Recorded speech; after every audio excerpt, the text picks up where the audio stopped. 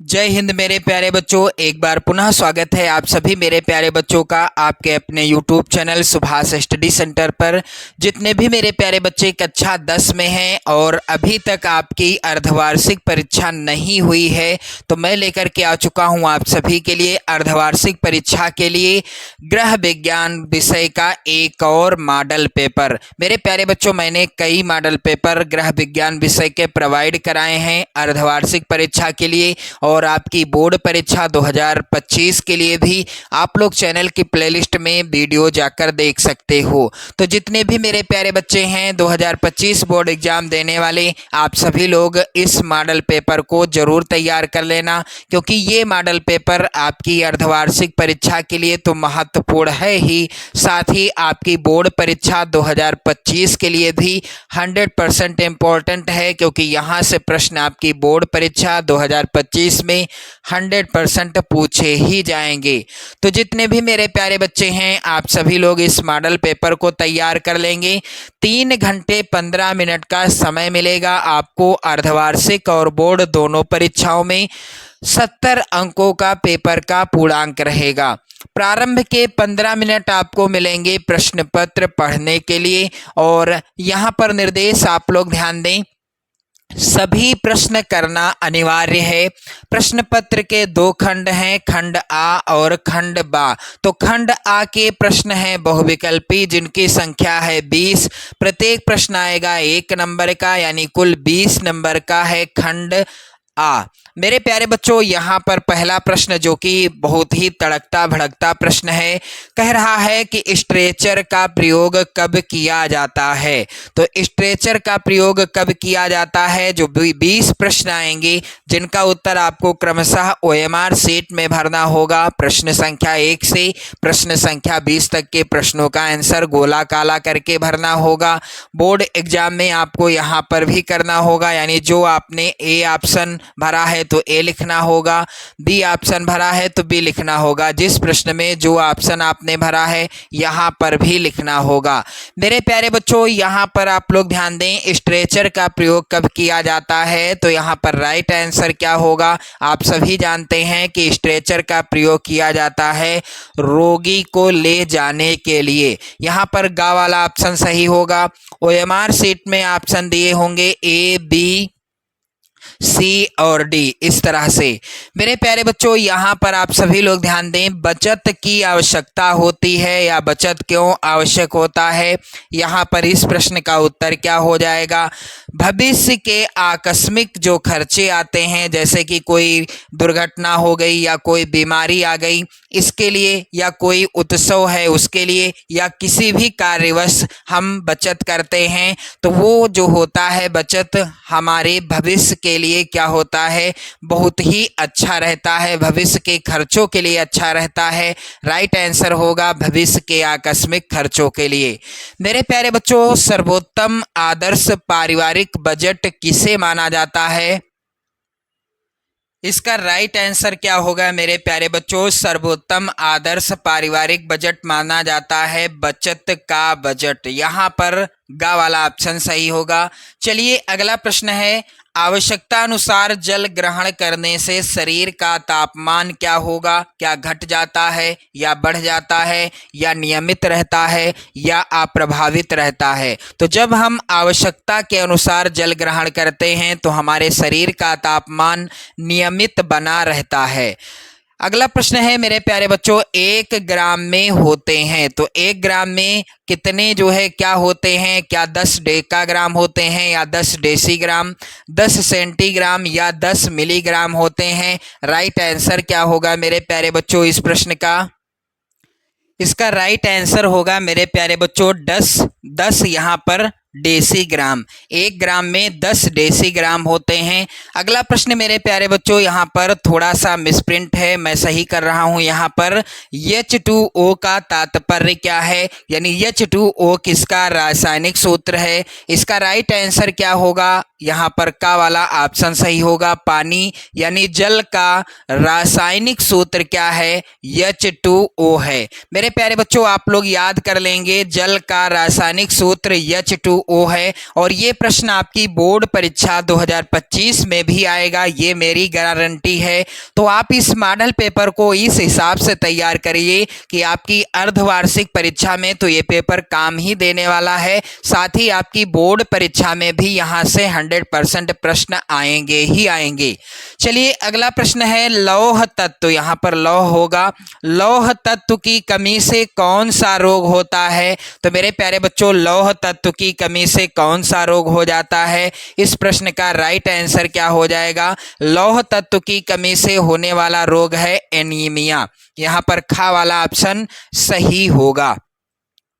अगला प्रश्न है मेरे प्यारे बच्चों, आप सभी लोग ध्यान दें, यहाँ पर अशुद्ध जल से कौन सा रोग हो जाता है? तो अशुद्ध जल ग्रहण करने से या अशुद्ध भोजन करने से। आप लोग ध्यान देंगे, इस तरह का भी प्रश्न आता है, दूषित या अशुद्ध, चाहे दूषित लिखा हो या अशुद्ध लिखा हो, जल हो या भोजन हो, जल ग्रहण किया जाए या भोजन खाया जाए तो इससे एक रोग हो जाता है जिसे क्या कहते हैं? हैजा रोग।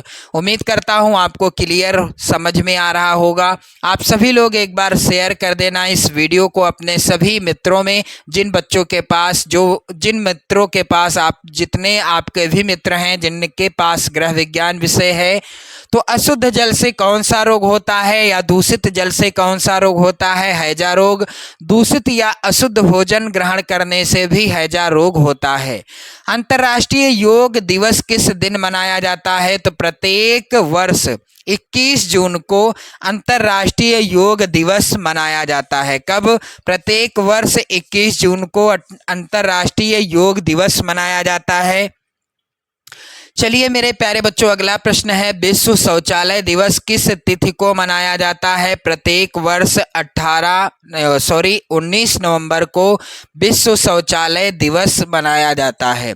कब? प्रत्येक वर्ष 18 नहीं, यहाँ पर 19 सही होगा। 19 नवंबर को विश्व शौचालय दिवस मनाया जाता है। प्रश्न अगला है मक्खी द्वारा फैलता है, तो मक्खी के द्वारा कौन सा रोग फैलता है? इनमें से राइट आंसर क्या होगा? हैजा रोग। यहाँ पर गा वाला ऑप्शन सही होगा। मलेरिया किसके द्वारा फैलता है? मलेरिया फैलता है मच्छर के द्वारा। यहाँ पर इसको भी आप लोग तैयार कर लीजिएगा। चलिए अगला प्रश्न है घर में सिलाई करने से बचत होती है, तो घर में सिलाई करने से समय की बचत होती है, धन की बचत होती है और हमारे कपड़े की भी बचत होती है। यहाँ पर घा वाला ऑप्शन सही होगा।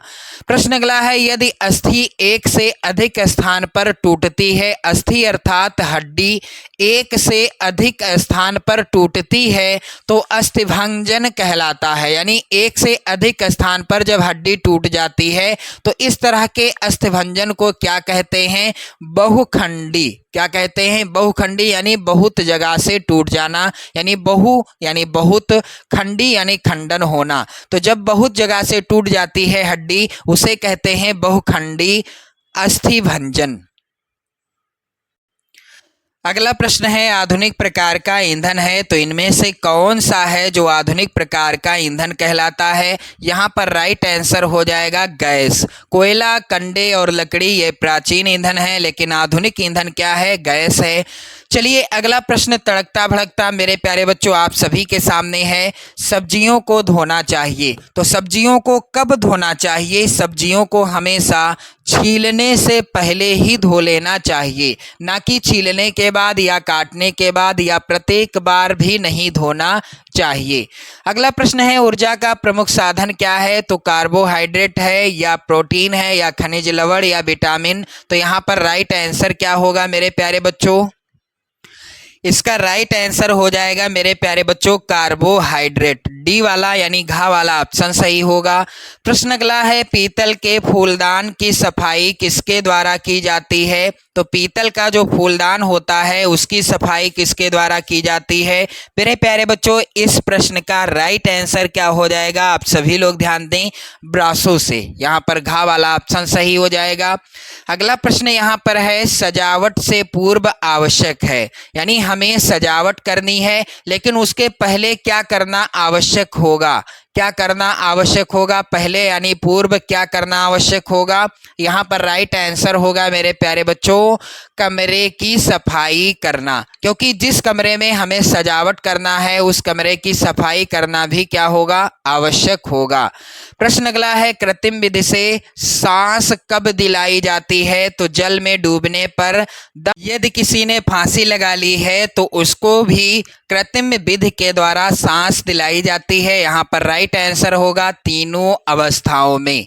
अगला प्रश्न है बर्फ की टोपी का प्रयोग किया जाता है, तो बर्फ की टोपी का प्रयोग मेरे प्यारे बच्चों कब किया जाता है। यहाँ पर राइट आंसर हो जाएगा तीव्र वेदना में या तीव्र ज्वर में। राइट आंसर है तीव्र ज्वर में। जब किसी को तेज बुखार आ जाता है तो बर्फ की टोपी का प्रयोग किया जाता है।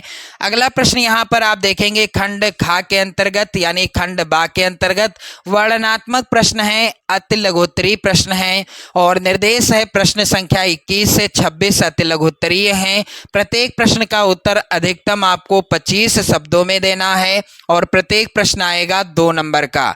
मेरे प्यारे बच्चों यहाँ पर प्रश्न है एक अच्छे बजट की 2 विशेषताएं लिखिए। अगला प्रश्न है जो कि इंपॉर्टेंट है आपकी बोर्ड परीक्षा के लिए भी, 2025 बोर्ड परीक्षा के लिए, वाहक चेक किसे कहते हैं, इसके लाभ बताइए। अगला प्रश्न है जल को शुद्ध करने के 2 आधुनिक उपकरणों के बारे में लिखिए। प्रश्न अगला है किन्हीं 4 संक्रामक रोगों के नाम बताइए। इसके बाद आप देखेंगे अगला प्रश्न शरीर के लिए भोजन क्यों आवश्यक है। तो ये सभी प्रश्न आप लोग तैयार कर लीजिएगा, सभी प्रश्न इंपॉर्टेंट हैं आपकी बोर्ड परीक्षा के लिए। अगला प्रश्न मेरे प्यारे बच्चों बहुत ही ज़्यादा इम्पोर्टेंट है, किस प्रकार के अस्थिभंग में रोगी को बर्फ चूसने के लिए दी जाती है।